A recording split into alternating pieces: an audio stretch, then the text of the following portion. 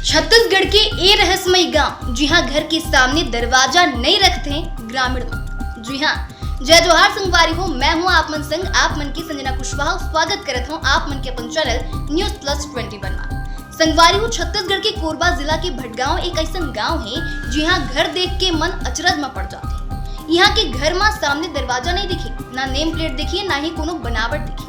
गांव के बुजुर्ग मन बताते कि आज ले करीब 150 साल पहले यहाँ भूत प्रेत और अदृश्य ताकत के डर है। कहे जाते कि रोज रात में अजीब आवाज आवत रही, घर भीतर भूत प्रेत मन घुस के तांडव करत रही।